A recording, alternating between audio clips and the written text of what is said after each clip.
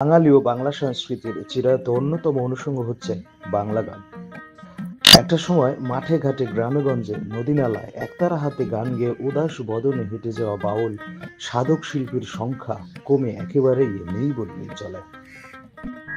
আর যাই হোক, গান গেয়ে তো আর পেট চলবে না, এই ভাবনার জায়গা থেকে অনেকেই ফিরেছেন জীবন জীবিকার তাগিদে কর্মস্থলে। গান ও শিল্পচর্চাকে রেখে দিয়েছেন মনের গহীন কোনো কিনারায়।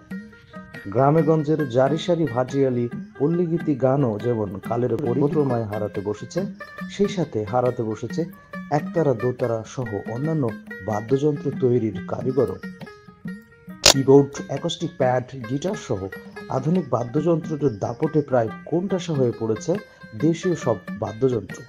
তবুও দেশের এক প্রত্যন্ত অঞ্চলে এখনো দেশীয় সঙ্গীত যন্ত্র তৈরি ও বাজারজাতেও সফলতার দেখা পেয়েছেন কারিগর হেলাল সাধু।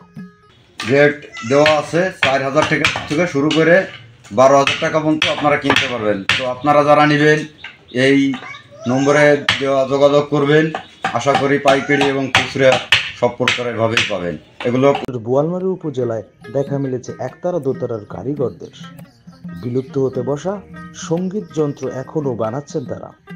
তাদের বানানো একতারা দোতারা শরৎ যাচ্ছে দেশে ও বিদেশে। উপজেলার বলমারীতে তৈরি করা একতারা দোতারা শরৎ খুঞ্জুরি যাচ্ছে কুষ্টিয়ার লালনসার মাজার সহ দেশের বিভিন্ন জেলা ও উপজেলায়, এমনকি ইন্ডিয়াতেও যাচ্ছে বলে জানান কারখানার মালিক হেলাল সাধু। হেলাল সাধুর বাড়ি রূপপতি ইউনিয়নের ডহরনগর গ্রামে।